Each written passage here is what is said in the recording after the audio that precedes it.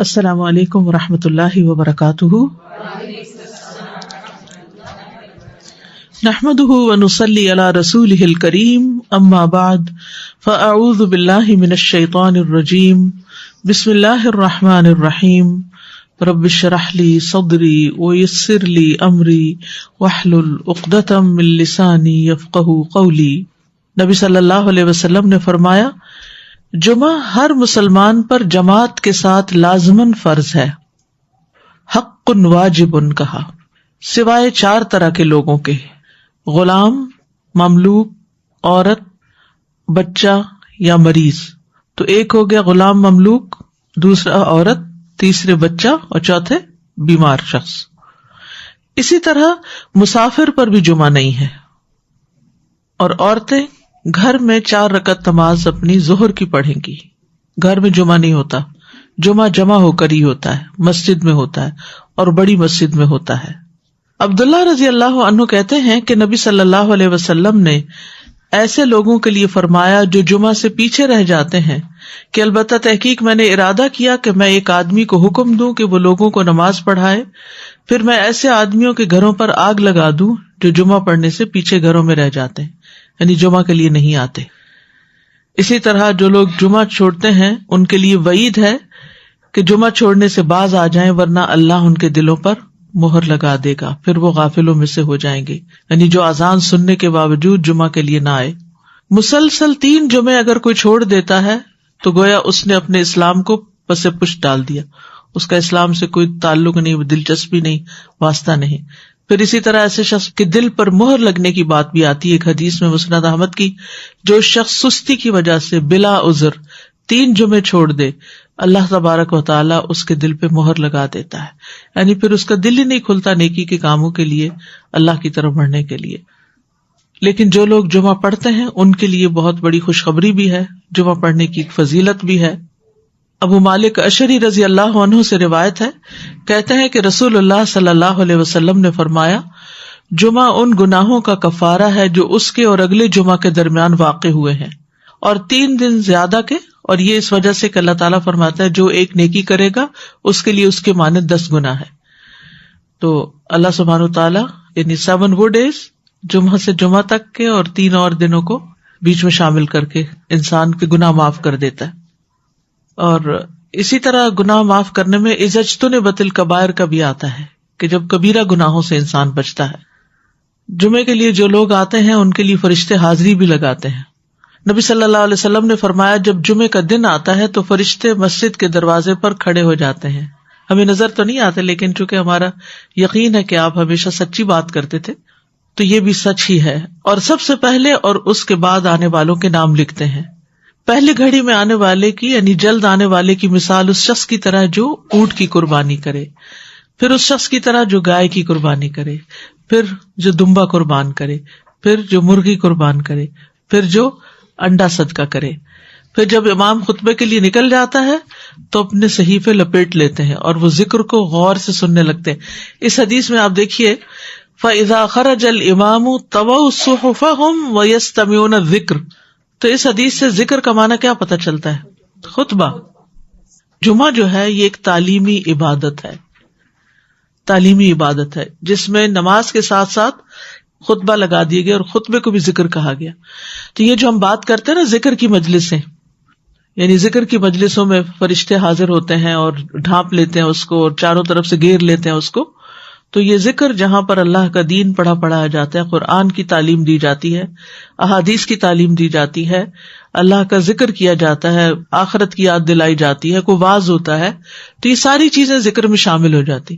ذکر کا لفظ جو ہے وہ ہمارے دین میں ایک بہت وسیع معنی رکھتا ہے، وہ صرف تسبیح یا ہاتھ پر ذکر کرنا ہی نہیں ہوتا، بلکہ کسی بھی شکل میں اللہ تعالیٰ کو یاد کرنا، حتیٰ کہ نماز جو ہے وَلَذِكْرُ اللَّهِ اکبر، اللہ کا بہت بڑا ذکر ہے، تو یہ بھی ذکر میں شامل ہوتا ہے۔ پھر اسی طرح ابو سعید خدری رضی اللہ عنہ سے مروی ہے کہ رسول اللہ صلی اللہ علیہ وسلم نے فرمایا، جب جمعہ کا دن آتا ہے تو فرشتے مسجد کے دروازوں پر بیٹھ جاتے ہیں اور لوگوں میں سے درجہ بدرجہ آنے والوں کا ثواب لکھتے رہتے ہیں، کسی کا ثواب اونٹ صدقہ کرنے کے برابر، کسی کا گائے کے برابر، کسی کا بکری کے برابر، کسی کا مرغی کے برابر، کسی کا چڑیا کے صدقے کے برابر، اور کسی کا انڈا صدقہ کرنے کے برابر ہے۔ پھر جب مؤذن اذان دے دیتا ہے تو امام ممبر پر بیٹھ جاتا ہے تو صحیفے لپیٹ دیے جاتے ہیں اور فرشتے مسجد میں داخل ہو کر غور سے ذکر سننے لگتے ہیں۔ طویت الصحف ودخلوا المسجد یستمعون الذکر، تو دونوں احادیث میں خطبے کے لیے ذکر ہی کا لفظ آیا ہے۔ پھر اسی طرح جو جمعے کے لیے جاتے ہیں تو ہر قدم پر انسان کے لیے اجر ہوتا ہے۔ ابایا بن رفاعہ کہتے ہیں، میں جمعہ کے لیے جا رہا تھا کہ راستے میں ابو ابس رضی اللہ عنہ سے میری ملاقات ہوئی۔ انہوں نے کہا، میں نے نبی صلی اللہ علیہ وسلم کو فرماتے ہوئے سنا ہے کہ جس کے دونوں قدم اللہ کی راہ میں غبار آلود ہو گئے، اللہ اسے دوزخ پر حرام کر دے گا۔ ٹھیک ہے، تو اب یہ تو جمعے کے لیے جا رہے تھے، تو جمعے کے لیے جانا، عبادت کے لیے جانا، تعلیم حاصل کرنے کے لیے جانا، یہ سب بھی فی سبیل اللہ سفر ہوتا ہے، یعنی اللہ کے راستے میں نکلنا ہوتا ہے، اور اس راستے میں جو قدم غبار آلود ہوتے ہیں ان کے لیے بھی یہی بشارت ہے، کیونکہ صحابی نے نبی صلی اللہ علیہ وسلم کے حوالے سے یہ بات کہی، وہ جمعے کے لیے جا رہے تھے کہ جس کے قدم اللہ کی راہ میں غبار آلود۔ ظاہر ہے مسجد جانے کا، خطبہ سننے کا، جمعہ پڑھنے کا مقصد کیا ہے سوائے اس کے کہ اللہ کی عبادت کی جائے، اللہ کو راضی کیا جائے، اللہ کو یاد کیا جائے۔ حتیٰ کہ ہر قدم پر 1 سال کے روزے اور قیام کا ثواب ہے، اتنا بڑا ثواب ہے۔ رسول اللہ صلی اللہ علیہ وسلم نے فرمایا، جس نے جمعہ کے دن غسل کیا اور غسل کرایا، اول وقت میں آیا، یعنی خطبہ میں شروع سے حاضر رہا، پیدل چل کر آیا، سوار ہو کر نہ آیا، یعنی خاص طور پر ان لوگوں کے جو گھر قریب قریب، تو پارکنگ لاٹ سے بھی کافی پیدل چلنا پڑتا ہے، تو اس لیے اگر دور پارکنگ ملے تو یہ نہ پریشان ہو کے فلاں مسجد نہیں جاتے، وہاں تو پارکنگ قریب نہیں ملے گی، دور ہوگی، تو وہ بھی قدم کاؤنٹ ہوں گے۔ تو امام سے قریب ہو کر توجہ سے خطبہ سنا اور خطبے کے دوران کوئی فضول حرکت نہ کی، اسے ہر قدم کے بدلے 1 سال کے عمل، یعنی 1 سال کے روزے اور اس کے قیام کا ثواب ملے گا۔ 1 دن کا روزہ رکھنا بھی مشکل ہوتا ہے، کہاں یہ کہ سال کے روزوں کا اجر و ثواب۔ اس سے اندازہ لگائیں کہ ہمارے دین میں اجتماعی عبادت کی کتنی فضیلت ہے، یعنی جمعے کا خطبہ سننے کی، ورنہ نماز تو ظہر بھی پڑھنے جاتے ہیں، ظہر میں تو 4 رکعتیں پڑھتے ہیں، یعنی زیادہ نماز پڑھتے ہیں، سنتیں بھی پڑھتے ہیں، جمعے کی تو سنتیں بھی نہیں ہوتی، وہ تو مسجد میں داخلے کے نفل ہوتے ہیں جو آپ جا کے پڑھتے ہیں۔ تو مختصر نماز بھی ہے، لیکن فضیلت کس بنا پر ہے؟ خطبے کی بنا پر ہے، اور مسلمانوں کے اجتماع کی وجہ سے ہے کہ سب اکٹھے ہو کے ایک عبادت کر رہے ہیں، اور اس کا ایک اثر ہوتا ہے دل پر، یعنی اکیلے بیٹھ کے آپ ایک کام کر رہے ہوتے ہیں تو اس کی اور بات ہوتی ہے، لیکن کسی کے ساتھ مل کے، حتیٰ کہ صرف 2 لوگ بھی ہوں تو اس سے تقویت زیادہ ہو جاتی ایمان میں۔ اسی لیے حضرت موسیٰ علیہ السلام نے دعا مانگی تھی حضرت ہارون کے لیے کہ اشدد بہ ازری کئی نسبحک کثیرا ونذکرک کثیرا، کہ ہم تیری بہت زیادہ تسبیح کریں اور تیرا بہت زیادہ ذکر کریں۔ اب تسبیح کے بعد ذکر الگ کیا آیا؟ یعنی تعلیمی اور علمی امور میں گفتگو اور ڈسکشن، یعنی یہ بھی اللہ کا ذکر شمار ہوتا ہے، یعنی جیسے گروپ سٹڈی ہے، گروپس ہوتے ہیں اور اس میں بیٹھ کے سبق سنتے ہیں، سناتے ہیں، پڑھتے ہیں، پڑھاتے ہیں، ایک دوسرے کو کچھ بتاتے ہیں، تو یہ بھی اسی میں شمار ہو جاتا ہے، یعنی یہ بھی اجتماعی طور پر اللہ کا ذکر کرنے میں آ جاتا ہے۔ ابو سعید خدری کہتے ہیں کہ رسول اللہ صلی اللہ علیہ وسلم نے فرمایا، جو آدمی ایک دن میں 5 امور پر عمل کرے گا، اللہ اسے جنت والوں میں لکھ دے گا۔ وہ 5 کام: مریض کی تیمارداری، جنازہ میں شریک ہونا، دن کا روزہ رکھنا، جمعے کے دن نماز کے لیے نکلنا، اور غلام آزاد کرنا۔ باقی کام تو ممکن ہے، لیکن غلام آزاد کرنا، اس کی بجائے کسی بھی مشکل میں پھنسے ہوئے، کسی کمپلیکس سچویشن کا شکار کسی شخص کی مدد کرنا، اس کے پرابلم کو سارٹ آؤٹ کرنا، اس کو کوئی راہ دکھانا۔ ہوتا پتہ کیا ہے، جب انسان کسی مشکل میں پھنستا ہے نا تو اس کا دماغ محوف ہو جاتا ہے، اور یہ کسی عام بندے کے اچھے بھلے عقل مند لوگوں کا ہو جاتا ہے، تو اس وقت اس کو دوسروں کی ہیلپ چاہیے ہوتی۔ یعنی ایک شخص انتہائی ذہین ہو سکتا ہے، بہت قابل ہو سکتا ہے، بہت سمجھدار ہو سکتا ہے، لیکن جب پریشانی آتی ہے تو اس کا دماغ کام نہیں کرتا، تو پھر دوسروں کا فرض بنتا ہے کہ اس کے مسئلے کو سارٹ آؤٹ کرے، اس کو کوئی راہ دکھائیں، اس کو کوئی اچھا مشورہ دے دے۔ تو یہ بھی ایک جان کو آزاد کرانے کے برابر ہی ہوتا ہے، کیونکہ انسان ایک قید میں آ جاتا ہے جب ایک غم اور ہم کے اندر پھنس جاتا ہے۔ پھر جمعے کی تیاری کرنا، جمعے کی تیاری میں سب سے اہم چیز جو ہے وہ غسل ہے۔ بعض علماء کہتے ہیں کہ یہ واجب ہے اور بعض کہتے ہیں مستحب ہے. جو شخص جمعہ کے دن طلوع فجر کے بعد غسل کرے گا، بعض لوگ رات کو ہی کرنا شروع کر دیتے ہیں، یعنی جمعے کی رات کو، تو رات نہیں، طلوع فجر کے بعد غسل کرے گا تو اس کا وہ غسل جمعے کے لیے کافی ہوگا، اگرچہ وہ جنابت کا غسل ہی کیوں نہ ہو. ٹھیک ہے. اور جمعے کے دن وضو کرنا بھی اچھا ہے، اور جس نے غسل کیا وہ تو افضل ہے. یعنی اگر سردی ہے یا جلدی ہے یا آپ گھر پہ نہیں یا کوئی بھی مجبوری ہے تو پھر وضو کر لینا بھی کافی ہو جائے گا، ورنہ صفائی میں مبالغہ کرنا چاہیے، عام دنوں سے زیادہ صاف ستھرا ہونا چاہیے. نبی صلی اللہ علیہ وسلم نے فرمایا جو شخص جمعے کے دن اچھی طرح غسل کرے، اچھی طرح سنوار کر وضو کرے اور اپنے بہترین لباس پہنے، اللہ نے اس کی قسمت میں گھر والوں کی جو خوشبو لکھی ہو وہ لگا لے، یعنی جو گھر میں خوشبو موجود ہے، پھر جمعہ پڑھنے آئے، لغو کام نہ کرے، دو آدمیوں کے درمیان جدائی نہ کرے، یعنی دو لوگ بیٹھے ہوئے ان کے بیچ میں گھس کے نہ بیٹھے، تو اس کے اس جمعے اور دوسرے جمعے کے درمیان پورے ہفتے کے گناہ معاف کر دیے جائیں گے. پھر ہے مسواک کرنا. رسول اللہ صلی اللہ علیہ وسلم نے فرمایا یہ عید کا دن ہے جو اللہ نے مسلمانوں کے لیے مقرر کیا ہے، یعنی جمعہ کا دن ایک طرح سے مسلمانوں کی عید کا دن ہے، خوشی کا دن ہے. لہٰذا جو شخص جمعہ پڑھنے آئے اسے چاہیے کہ غسل کر کے آئے، خوشبو موجود ہو تو اس میں سے لگا لے، اور تم پر مسواک کرنا لازم ہے. اس حدیث میں مسواک کرنے کا اضافہ ہے. پھر اسی طرح اچھا لباس پہننا. رسول اللہ صلی اللہ علیہ وسلم نے فرمایا اگر ممکن ہو تو جمعہ کے لیے اپنے کام کاج کے کپڑوں کے علاوہ 2 کپڑے اور بنا رکھنے میں کیا حرج ہے، یعنی جو جمعہ ہی کے دن پہنے جائیں. تو مجھے اچھی طرح یاد ہے کہ میرے سسر جو تھے انہوں نے جمعے کا ڈریس الگ رکھا ہوا ہوتا تھا. اب مجھے سمجھ آتی ہے کہ وہ الگ کیوں ہوتا تھا، یعنی عام روزمرہ ڈیلی کپڑے جو پہنتے تھے وہ جمعے کے دن نہیں، وہ خاص جگہ سے نکلتا تھا اور باقاعدہ تیار کر کے ان کو دیا جاتا تھا. تو یہ بھی ایک سنت کو فالو کرنا ہے، یعنی ذرا سا اسپیشل لباس پہنے. اگر پورا نہیں بھی میسر، کم ہے یا کچھ بھی، تو کوئی نہ کوئی حصہ جو ہے لباس کا وہ بہتر ہو.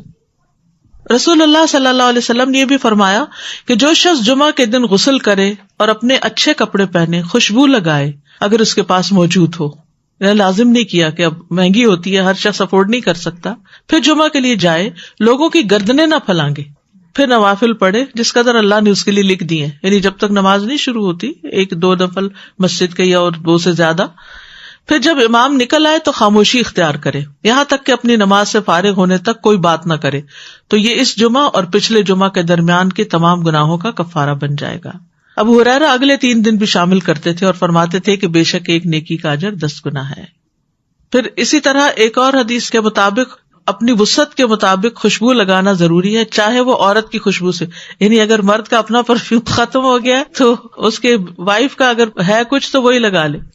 جی مردوں کے لیے، عورتیں تو ظاہر ہے کہ وہ ایسی خوشبو لگا کے نہیں نکل سکتی. پھر تیل لگانا، یعنی کہ باقی حدیثوں میں بہت سی چیزیں مماثلت ہیں جو ایک ایک چیز کسی اور حدیث میں الگ سے بھی ملتی ہے. جو شخص جمعہ کے دن غسل کرے جس قدر ممکن ہو پاکیزگی حاصل کرے اور اپنے تیل میں سے تیل لگائے یا اپنے گھر کی خوشبو میں سے خوشبو لگائے. پھر اسی طرح مسجد کی طرف جلدی نکلنا چاہیے، کیونکہ جب امام نکل آتا ہے تو پھر اس کے بعد فرشتے نام لکھنے بند کر دیتے ہیں. پھر کثرت سے درود پڑھنا. رسول اللہ صلی اللہ علیہ وسلم نے فرمایا جمعے کے دن اور جمعے کی رات کو، یعنی رات سے ہی شروع ہو جائے. کل کسی نے سوال کیا تھا کہ جمعے کی رات کا کوئی خاص عمل کیا ہے، تو وہ درود شریف پڑھنا ہے. تو جمعے کی رات کو کثرت سے مجھ پر درود پڑھا کرو، پس جو آدمی مجھ پر 1 دفعہ درود بھیجے گا اللہ اس پر 10 رحمتیں نازل کرے گا. اوس بن اوس روایت کرتے ہیں کہ رسول اللہ صلی اللہ علیہ وسلم نے فرمایا بے شک تمہارے افضل دنوں میں سے جمعے کا دن ہے. اسی دن آدم علیہ السلام پیدا کیے گئے، اسی دن ان کی روح قبض کی گئی، اسی دن سور پھونکا جائے گا، اسی دن لوگ بے ہوش ہوں گے. اس لیے اس دن مجھ پر کثرت سے درود بھیجا کرو، کیونکہ درود مجھ پر پیش کیا جاتا ہے. یعنی یہ ایک اسپیشل ڈے ہے اور اس میں اسپیشل کرنے کا کام کیا ہے کہ رسول اللہ صلی اللہ علیہ وسلم کو درود کا تحفہ بھیجا جائے. پھر سورۃ الکہف پڑھنا. نبی صلی اللہ علیہ وسلم نے فرمایا جو جمعہ کے دن رات کی بات نہیں، دن کی بات ہے، من قرأ سورۃ الکہف فی یوم الجمعۃ، تو اس کے لیے دوسرے جمعے تک نور روشن رہتا ہے. اور پھر کیا کرو، وذروا البیع، خرید و فروخت چھوڑ دو. ذالکم خیر لکم، یہ تمہارے لیے زیادہ بہتر ہے، ان کنتم تعلمون، اگر تم علم رکھتے ہو، جانتے ہو. یعنی اللہ نے جمعے کی نماز کے وقت خرید و فروخت سے منع کر دیا اور اس کو ان لوگوں پر حرام قرار دیا جن کو مخاطب کیا گیا کہ ان پہ جمعہ فرض ہے. یعنی یا ایھا الذین آمنوا سے شروع ہو کے اینڈ تک ایک کرنے کا کام بتایا گیا اور دوسرا چھوڑنے کا کام. اور وہ کیا ہے؟ پڑھنا فرض ہے، ایسے تجارت چھوڑنا فرض ہے. ٹھیک ہے، یعنی جب اذان ہو جائے تو خرید و فروخت ترک کر دو اور اللہ کے ذکر یعنی نماز کے لیے جلدی کرو. یعنی اگر کوئی سودا طے بھی پا رہا ہے تو بس وہیں ٹھپ کر دو. آپ نے یہ ایکسپیرینس کیا ہوگا سعودی عرب میں کہ بعض اوقات یہ ہوتا ہے کہ صرف پیسے دینے والے رہ جاتے ہیں. آپ نے ساری چیز بھاؤ تاؤ کر لیا، چیز لے لی، پیک کر لی، رکھ لی، اور ابھی پیسے دینے ادھر سے اذان ہوئی، وہ کہتے بس چھوڑ دو، چیز بھی چھوڑ دو، نہیں چاہیے پیسے، نکل پڑتے ہیں. یعنی جو بہت پرٹیکولر ہے، یعنی اس درجے کا حکم ہے کہ اس وقت کام چھوڑ دو. انسٹنٹ اسٹاپ وذر البیع یہ بھی فرض کے درجے میں ہے. تو اسی وجہ سے علماء کا اتفاق ہے کہ دوسری اذان کے بعد خرید و فروخت حرام ہے. اصل میں یہاں تو ہمارے ہاں مسجدوں میں ایک ہی اذان ہوتی ہے، لیکن جیسے اگر سعودی عرب میں آپ نے کبھی حرم میں جمعہ پڑھا ہو تو آپ نے دیکھا ہوگا کہ وہ ایک اذان ذرا آدھا گھنٹہ یا کچھ پہلے دے دیتے، وہ صرف ایک انفارم کرنے کے لیے کہ لوگ تیاری شروع کر دیں. لیکن جو ہی پھر امام بیٹھتا ہے اور اذان شروع ہوتی ہے تو اس کے بعد پھر کوئی خرید و فروخت نہیں، امیڈیٹ پہلے والی ہے. اس میں یہ کہ بعض علماء کا خیال ہے کہ یہ زوال کے بعد سے نماز جمعہ کے فارغ ہونے تک ہے، یعنی جو ہی سورج ڈھل جائے تو شروع ہو جاتا ہے خرید و فروخت بند. کچھ کہتے ہیں خطبے کی اذان سے نماز تک ہے. تو بہرحال جمعہ کے دن خرید و فروخت یعنی صبح میں کر سکتے ہیں، اس کے بعد بھی کر سکتے ہیں، لیکن اس پیریڈ میں نہیں کر سکتے. تو احتیاط یہی ہے کہ زوال کے بعد سے روک دیا جائے. بعض اوقات یہ ہوتا ہے کہ خرید و فروخت تو نہیں ہوتی لیکن جاب ہوتی ہے. بعض اوقات یہ ہے کہ کچھ لوگ یہ کرتے ہیں کہ اچھا ابھی تو اذان ہی ہوئی ہوگی، ابھی تو خطبہ چل رہا ہوگا، ہم نماز میں جا کے شامل ہو جائیں گے. تو نہیں، اذان کا وقت جو ہے وہ جمعہ شروع ہونے کا وقت ہے، اس میں پھر باقی کام چھوڑ دینے چاہیے. الا یہ کہ انسان پارک کر رہا ہے یا رش ہے یا راستے پہ کوئی رکاوٹ آ گئی ہے، وہ الگ بات ہے. ذالکم خیر لکم ان کنتم تعلمون یہ تمہارے حق میں بہتر ہے، یعنی خرید و فروخت چھوڑنا بہتر ہے اگر تم جانتے ہو. یعنی نماز پڑھنا زیادہ بہتر عمل ہے. اور اس لیے کہ اگر تم نے وقت پہ نماز نہ پڑھی وہ تو فوت ہو جائے گی، لیکن اگر تم نے تجارت چھوڑ دی اس وقت تو وہ تو بعد میں بھی ہو سکتی ہے، اس کا کوئی وقت مقرر تو نہیں ہے، وہ تو کسی وقت بھی ہو سکتی ہے. نبی صلی اللہ علیہ وسلم نے سب سے پہلا جمعہ جو تھا وہ مسجد قباء میں قائم کیا تھا. اس کے بعد ہجرت سے پہلے جو جمعہ ہوا تھا مدینہ میں وہ اسد بن زرارہ نے مدینہ سے 1 میل دور قائم کیا تھا. اسد بن زرارہ نے، یہ نبی صلی اللہ علیہ وسلم کی آمد سے پہلے. اسی لیے ایک صحابی تھے تو وہ جب نماز پڑھ چکتے تھے تو کہا کرتے تھے رحم اللہ ابو امامہ، اللہ ابو امامہ پہ رحم کرے. تو پوچھا کہ کون ہے وہ؟ تو کہا کہ اسد بن زرارہ، کہ جنہوں نے سب سے پہلے مدینہ میں جمعہ قائم کیا تھا، یا مدینہ سے 1 میل دور. تو ذالکم خیر لکم ان کنتم تعلمون یعنی کاروبار چھوڑ کر نماز کی طرف جلدی آنا یہ تمہارے حق میں زیادہ بہتر ہے اگر تم جانتے ہو. اہل ایمان کی صفت یہ بیان کی گئی ہے کہ جب ان کو اللہ کی طرف بلایا جاتا ہے، عبادت کی طرف بلایا جاتا ہے، تو پھر کوئی چیز انہیں مشغول نہیں کرتی اپنے اندر. سورۃ النور میں آتا ہے رجال لا تلہیہم تجارۃ ولا بیع عن ذکر اللہ واقام الصلاۃ وایتاء الزکاۃ یخافون یوما تتقلب فیہ القلوب والابصار. وہ مرد جنہیں اللہ کے ذکر سے اور نماز قائم کرنے اور زکوٰۃ دینے سے نہ کوئی تجارت غافل کرتی ہے نہ کوئی خرید و فروخت. تجارت اور بیع 2 الگ الگ لفظ استعمال ہوئے ہیں. وہ اس دن سے ڈرتے ہیں جس میں دل اور آنکھیں الٹ جائیں گی. تو جیسے ہی نماز کا وقت آئے فوراً سب کام چھوڑ کر جمعے کے لیے حاضر ہو جانا چاہیے. نہ صرف یہ کہ جمعے کے لیے، باقی نمازوں کے لیے بھی نبی صلی اللہ علیہ وسلم کا طریقہ یہی تھا. اسود سے مروی ہے، وہ کہتے ہیں میں نے عائشہ رضی اللہ عنہا سے پوچھا کہ نبی صلی اللہ علیہ وسلم اپنے گھر میں کیا کرتے تھے. انہوں نے کہا آپ اپنے گھر کے کام کاج یعنی گھر والوں کی خدمت میں ہوتے تھے. جب نماز کا وقت ہوتا تو سب کچھ چھوڑ کر مسجد چلے جاتے تھے، کام چھوڑ دیتے تھے. تو بات یہ ہے کہ انسان بیک وقت 2 تقاضوں کے بیچ میں ہوتا ہے، 2 چیزوں کے بیچ میں. ایک طرف اس کی دنیا ہوتی ہے، ایک طرف اس کا دین ہوتا ہے. بہت سے لوگ یا صرف دنیا کے ہو جاتے ہیں یا صرف دین کے ہو جاتے ہیں. جبکہ ان دونوں میں بیلنس قائم کرنا ضروری ہوتا ہے. اور یہ پرفیکٹ بیلنس سورۃ الجمعہ میں نظر آتا ہے کہ یہاں پر نماز کے لیے بلایا گیا، حاضر ہو جاؤ، اور پھر اگلی آیت میں فرمایا فَإِذَا قُضِيَتِ الصَّلَاةُ فَانتَشِرُوا فِي الْأَرْضِ. نماز پڑھ لی، عبادت ہو گئی، اجتماعیت ہو گئی، اب زمین میں پھیل جاؤ اور اللہ کا فضل تلاش کرو اور اللہ کا ذکر کثرت سے کرتے رہو تاکہ تم فلاح پاؤ. تو اس سے کیا پتہ چلتا ہے کہ دونوں چیزیں ضروری ہیں، دونوں ہی عبادت کی مختلف قسمیں ہیں. اس کے لیے تقسیم اوقات کی ضرورت ہے، ٹائم مینجمنٹ کی ضرورت ہے. کچھ وقت عبادت کے لیے اور کچھ وقت کام کاج کے لیے. جب اللہ سبحانہ تعالیٰ اس سے عبادت کا تقاضا کرے تو وہ عبادت کے لیے دوڑ پڑے، اور جب اس کی ضروریات اس کو دنیا کی طرف بلائیں تو اپنے کام کاج اور معاش کی طرف دوڑ پڑے. اسی طرح جب دین کی خدمت کے لیے بلایا جائے، دین کے پڑھنے پڑھانے کا وقت ہو تو انسان اس کی طرف دوڑ پڑے.